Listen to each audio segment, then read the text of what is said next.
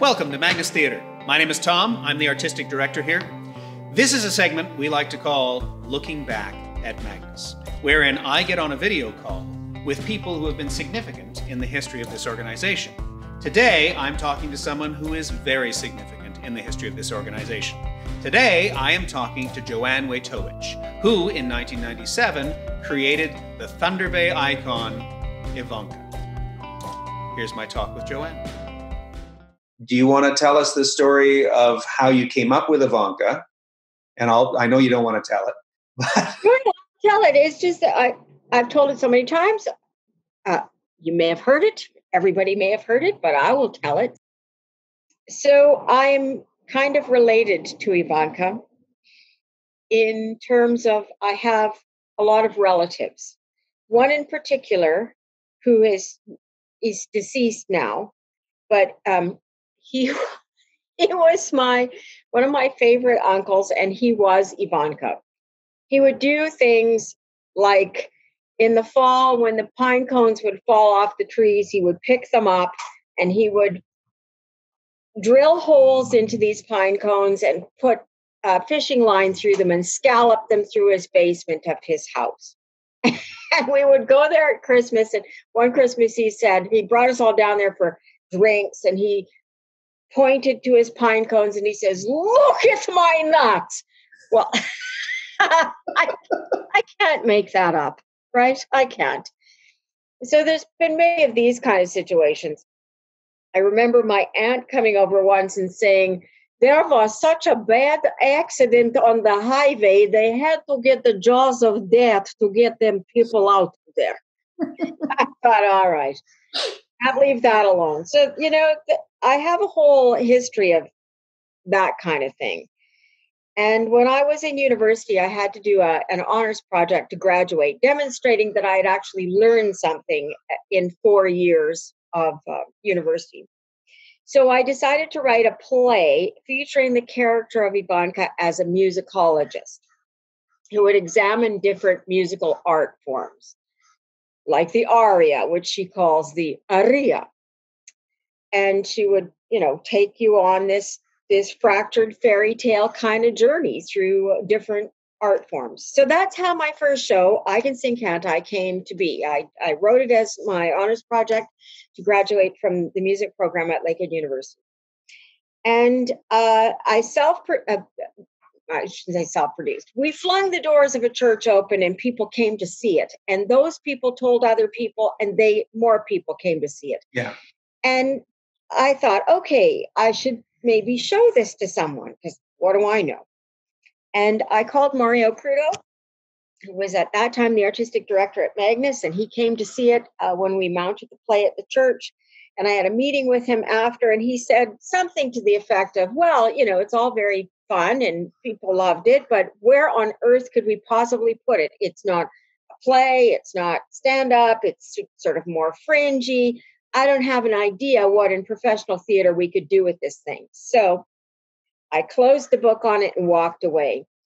And a couple of years later, he called me out of the blue and said, I've decided for our 40th anniversary, it would be fun if Magnus put on the work of a local playwright, and I've chosen you. Don't get all excited because I'm putting you in the January slot.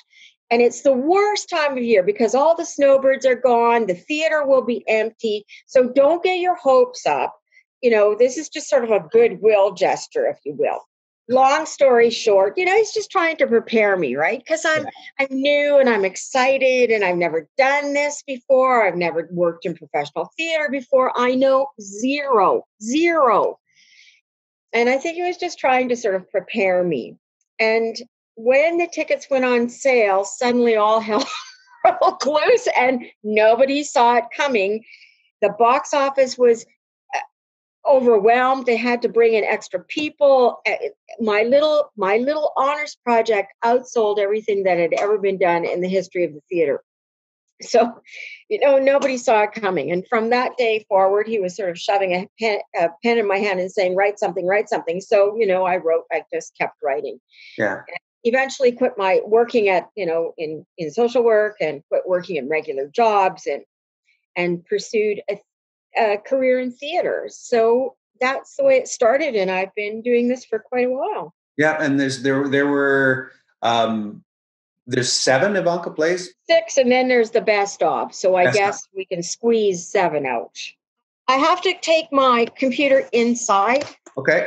Because my internet connection is being lost.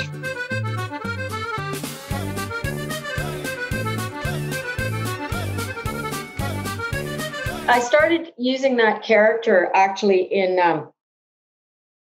short skits that I would do for my classmates in university at parties.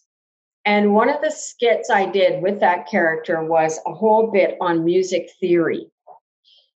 But when Ivanka talked about it, it was like music theory. I know why they call it theory. Oh my God, I feel like crying just thinking about it.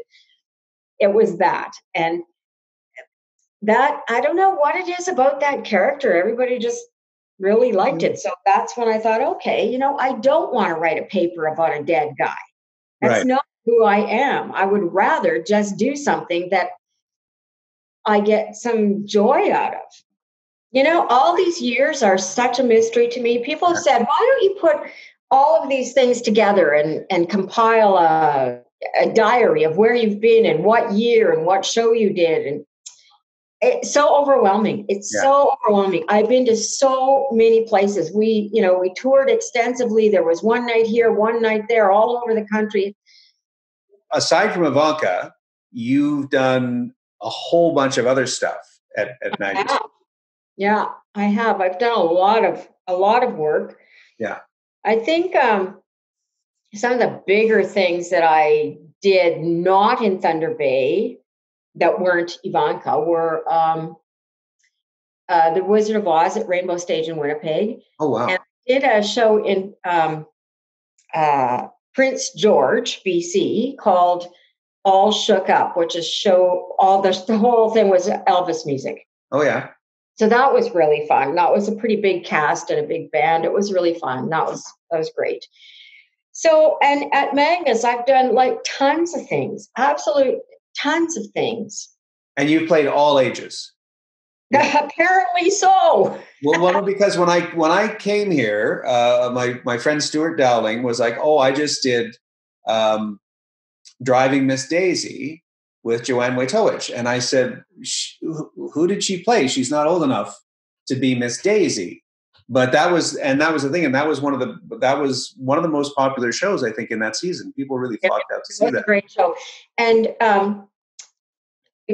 I don't know if people who are watching this know, but I've had Bell's palsy. So the right side of my face is paralyzed. It's still paralyzed. You can tell my eye doesn't work properly and things don't work properly.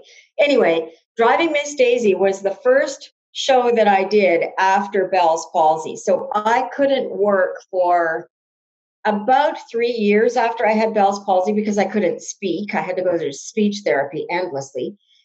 And Driving Miss Daisy was the first show I did when I came back from Bell's palsy, which was a really good show because my face was still actually way worse than this even then. And it kind of fit because, when I was, in my 90s as Miss Daisy, I could drool and, didn't have to look at it. So, and I was drooling anyway because I couldn't speak, right? So that was my first show that I did after I came back from Bell's palsy. And I really, really enjoyed doing that character because I moved through, decades. And that's the kind of thing that I love the most, when I can physically get into a character and just, get into that skin physically, mentally, spiritually, emotionally. I love that. Yeah. My favorite show, I think, that I've ever done at Magnus was The Blonde, the Brunette, and the Vengeful Redhead. And that was a one-woman show, but I played, I think, 8, I can't remember now, 7 or 8 characters.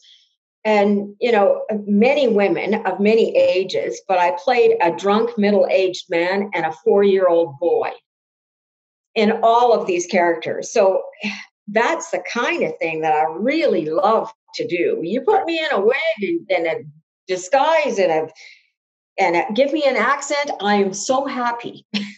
And the funny thing, every night before I went on, I would say to our stage manager, who is Jillian, she'd say, she'd call places. So I'd be standing at the side of the stage all by myself. Oh my, the cast party was so fun. And I'd be standing there and she'd say, okay, as soon as I get up there, you can go. And every night I said, don't make me go out there. Don't make me go out there. Because once I was out there, it was like 2 hours of so much dialogue. Yeah. So much dialogue. Oh my God, it took me forever to learn that dialogue. Yeah.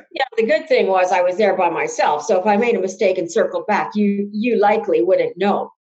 But it was terrifying. Every night it was like standing at the top of a big cliff, preparing to hurl myself off. Once I was out there and I started, I loved it. I was fine. But every night I had this anxiety about, oh my God, this is so big. This is so much bigger than I am. Yeah. And it's turned out to be one of the most memorable shows that I've done, just because it was such a big mountain to climb. Did you come from a community theater background? Did you, what interested you? Because it's a question I've always wanted to ask, and it never occurs to me when we're together. Why did you write a play? Were you interested in theater? Like when you wrote I Can Sing, Can't I?, which just burned up across the country. Why a play? Were you interested in high school, at university? Were you interested in theater at all? Yeah, I wrote my first play when I was in grade 6. Okay. Actually.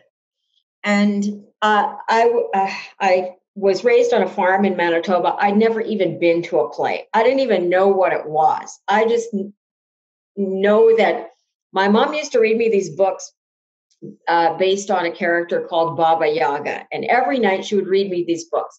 So I just started writing a story about this character, and I wrote a whole bunch of songs. So I wrote a musical, actually. And this was in the 6th grade. So before I had ever seen a theater work of any kind, I had written a play. But I had been, I guess my very first movie that I ever saw was The Sound of Music when I was maybe 5. And my mom bought me the record and I wore that thing out. I sang every song every day. I would sing on top of the haystack. I'd sing to the cattle. Like I would sing.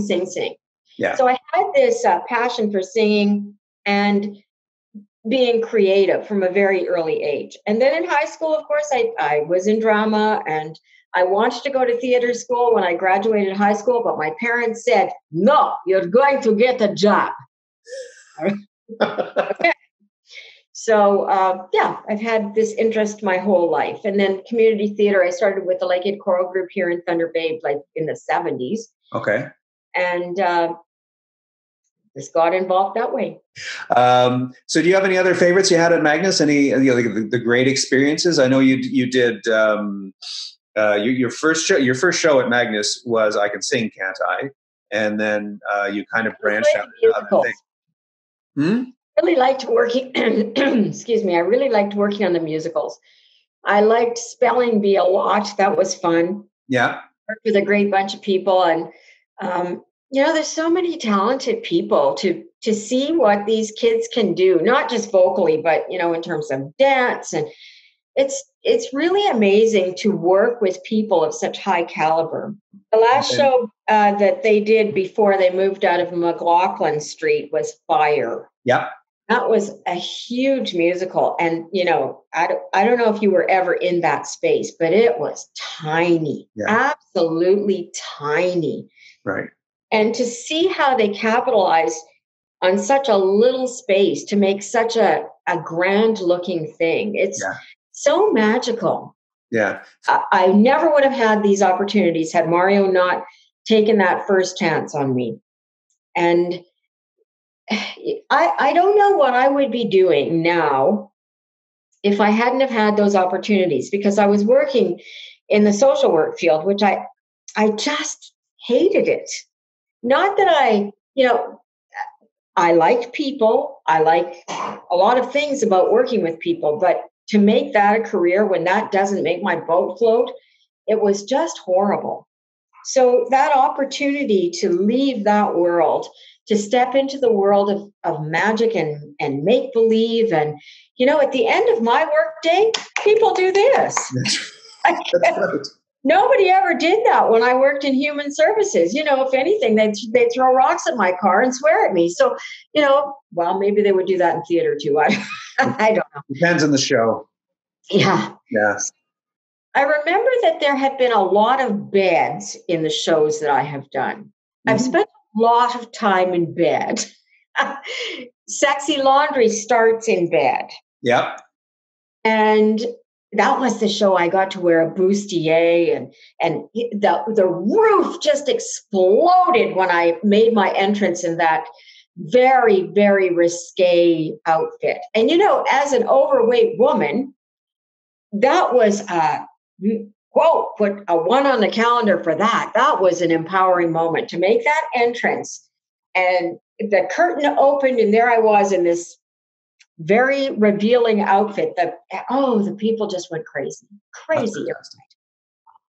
All right, Joanne, you know what? I think we're good. Is there any memory that you have of Magnus that you want to end us up with today or finish? I just owe Magnus Theatre a great debt of gratitude for, the opportunities that I have been given, to write, to perform, to see the country. I actually have been doing work in the States. And so, it still continues to be a really great thing for me. Fantastic. And very, very grateful to everything that little theater has done for this community, for the region, for me. Yeah. Joanne has performed in many, many different roles here at Magnus Theatre, both at the Old Theatre on McLaughlin Street and in the New Theatre. One of the things that marks a performance by Joanne is her generosity of spirit and her originality on stage. All of these go together to make her delightful. Thanks, Joanne.